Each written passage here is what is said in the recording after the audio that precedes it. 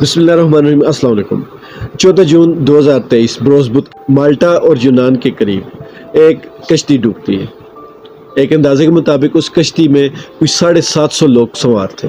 اس کشتی کی جو گنجائش تھی وہ صرف 400 لوگوں کی تھی، لیکن 350 لوگ اس پہ ایکسٹرا اور زیادہ سوار کیے گئے تھے۔ اب سوچنے کی یہ بات ہے، ان 750 لوگوں میں سے 400 لوگ صرف پاکستانی تھے۔ ان پاکستانیوں میں سے صرف 12 لوگ بچ پاتے ہیں، باقی 104 ٹوٹل بچتے ہیں، جن میں سے کوئی خواتین اور بچے 100 کے قریب ایسے تھے جو لاپتہ ہیں۔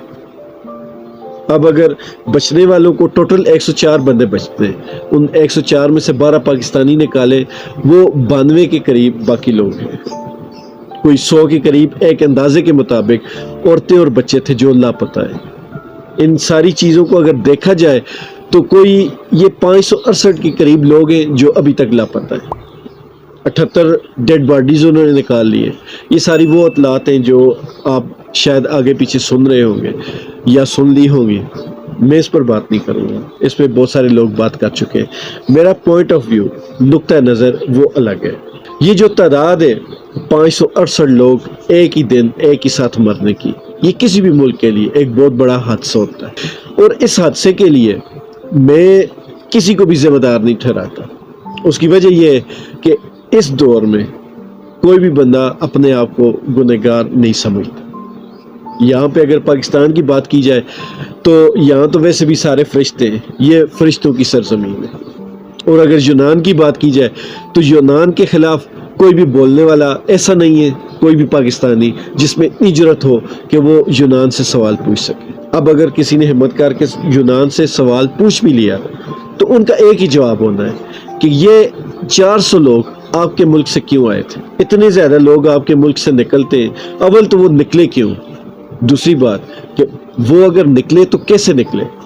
آپ کے بارڈرز اتنے کمزور ہیں۔ تو یہ بہت ساری باتیں، تو پھر آپ کو پتہ ہے ہمارے پاکستانی جتنے بھی یہ سفارشی قسم کے وزیر ہوتے ہیں یا سفارتکار جو ہوتے ہیں، ان سے تو بس بات ہوتی نہیں، کوئی بھی بات کرے تو ان کی سٹی گم ہو جاتی ہے۔ بہرحال لے دے کر پاکستانی میڈیا بھی اس پہ بات کرنا شروع ہو گیا، اور اس کے بعد ہمارے بہت ہی پیارے نہایت ہی قابل احترام جو وزیر اعظم شہباز شریف صاحب ہیں، انہوں نے بھی ایک انکوائری کمیٹی بنا دی ہے، اور حکومت کی طرف سے جو ایک بہت بڑا لطیفہ بنا ہے کہ انہوں نے ایک لیٹر جاری کیا، جس لیٹر میں ایک سوگ کا اعلان کیا گیا، لیکن اس لیٹر کے اوپر جو عبارت لکھی ہوئی ہے اس عبارت کی ایک لائن کہ ہم بڑی خوشی سے اس چیز کا اظہار کر رہے ہیں کہ جو پاکستانی یونان کے قریب ڈوبے تو ہم ان کے لیے کوئی ایک تقریب رکھ رہے ہیں۔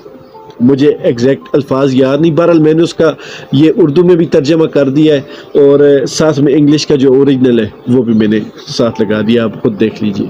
ہم بات کریں گے اس چیز پر کہ واقعی ہی اتنے زیادہ لوگ پاکستان سے کیوں جا رہے ہیں، جو لیگل طریقے سے جا سکتے ہیں، جن کے پاس پیسہ ہے، وسائل ہے، وہ تو جا رہے ہیں، لیکن جن کے پاس وسائل نہیں، پیسہ نہیں ہے، وہ بھی انلیگل طریقے سے جانے کی کوشش کرتے ہیں اور مارے جاتے ہیں۔ وجہ مین پوائنٹ یہ ہے کہ کیوں جا رہے ہیں۔ اور ہمارے ملک میں جب بھی کوئی اپنے مطلب کا کام ہوتا ہے تو ہمارے سارے ادارے بندوں کو ایسے چٹکی بجاتے آرام سے پکڑ لیتے ہیں، لیکن جب عوامی کوئی مسئلہ ہو تو اس پہ ان کی نہ نیت کام کرتی ہے، نہ ان کی ڈیوٹی کام کرتی ہے، نہ ان کا جو اپنا لا ہوتا ہے نہ وہ کام کرتا ہے، کوئی بھی چیز کام نہیں کرتی۔ یہ جو انسانی اسمگلنگ ہے یہ تو بالکل عین آپ کے ناک کے نیچے ہو رہی ہے۔ ابھی کچھ ٹائم پہلے بھی ایک کشتی ڈوبی تھی جس میں بہت سارے پاکستانی جاں بحق ہوئے تھے، اور اب یہ واقعہ ہے۔ پھر اس کو بھی چھوڑیں، ہمارے یہاں جو موبائل پہ روز فراڈ ہوتے ہیں، آپ کو لوگ اتنی دیدہ دلیری سے کال کرتے ہیں کہ اگر آپ تھوڑے سے بھی سیانے ان کو پکڑ لیں تو آگے سے آپ کو گالیاں دینا شروع ہو جاتا ہے۔ حالانکہ کوئی بھی چور پکڑا جائے، فراڈیا پکڑا جائے تو وہ ڈر جاتا ہے، لیکن ہمارے یہاں دیدہ دلیری اتنی ہو چکی ہے کہ کوئی نہیں ڈرتا۔ موبائل پہ آپ کو کال کرتے ہیں، آپ سے آپ کا ڈیٹا پوچھتے ہیں، آپ کی تفصیلات پوچھتے ہیں کہ آپ کو ایزی پیسہ کا کہتے ہیں جی میرے پاس غلط میسج آپ کی طرف پیسے آ گئے، آپ مجھے بھیج دیں، آپ کا اکاؤنٹ بند ہونے والا ہے، اس کے لیے آپ سے معلومات چاہیے۔ تو یہ ساری چیزیں آپ کی ناک کے نیچے ہو رہی، کیوں نہیں پکڑے جاتے بندے؟ مطلب کہ اس ملک کی عوام کی جو پرائیویسی ہے وہ تک محفوظ نہیں ہے۔ ان لوگوں کو جو تھرڈ کلاس جو فراڈی قسم کے لوگ ہوتے ہیں یہ بینک سے آپ کی معلومات کیسے لے لیتے ہیں، عوام کی معلومات کیسے لے لیتے ہیں؟ کچھ تو پرائیویسی ہونی چاہیے۔ اسلام، ہم تو اسلامی ملک ہیں، تو اسلامی ملک میں کچھ تو یہ اسلامی چیزوں کا خیال رکھنا چاہیے، لیکن نہیں، ایسا نہیں ہوگا۔ اب آئے روز پاکستان میں بم دھماکوں میں لوگ مرتے ہیں، ان کو کوئی والی وارث نہیں، آج تک نہیں ہوا کہ بندہ پکڑا جائے۔ صرف ایک لمبی سی تقریر ہوتی ہے، ایک وارننگ ہوتی ہے اور ایک بہت بڑی بڑک ہوتی ہے، اس کے بعد پھر سب خاموشی۔ ابھی پرسوں موٹر وے پہ ایک حادثہ ہوا، اس حادثے میں 13 لوگ جاں بحق ہوئے اور بہت سارے زخمی ہوئے۔ کیا کسی نے سوچا کہ وہ کیوں ہوا؟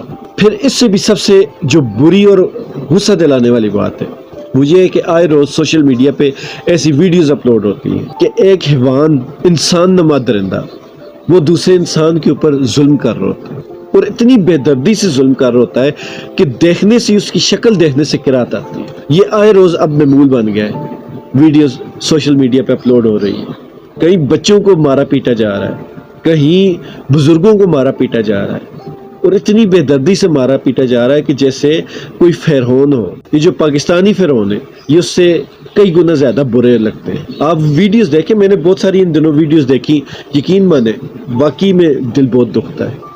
ایسے لوگ کیوں نہیں پکڑے جاتے؟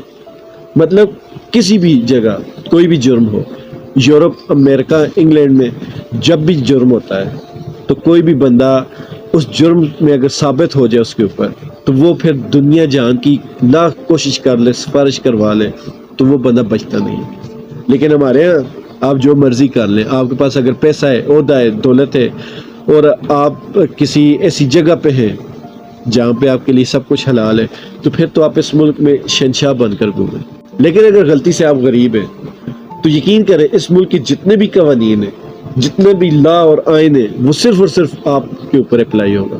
یہاں ایک اور چیز بھی، کوئی بندہ اپنی ساری زندگی کی کمائی، جمع پونجی لے کر ایک اپنے لیے خوابوں کا گھر بنانے کی خواہش لے کر ایک پلاٹ خریدتا ہے، اس کے پلاٹ پر قبضہ ہو جاتا ہے، وہ ساری زندگی، باقی جو زندگی ہوتی ہے وہ عدالتوں، کچہریوں، تھانے کے چکر لگاتا ہے، لیکن اس کا پلاٹ اس کو نہیں واپس ملتا۔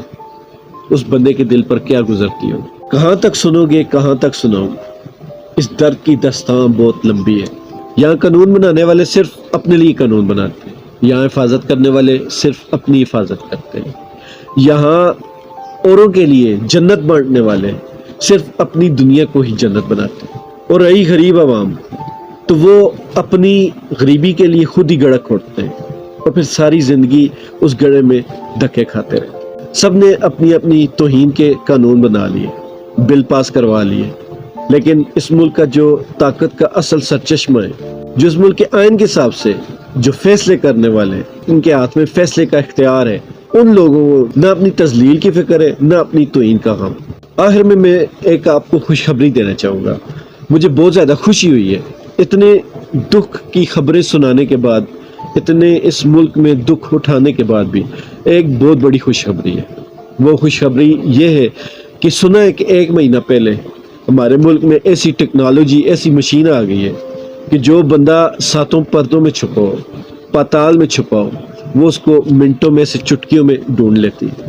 نہ صرف ڈھونڈ لیتی ہے بلکہ وہ پکڑا بھی جاتا ہے، بندہ بھاگ بھی نہیں سکتا، پکڑا جاتا ہے فوراً۔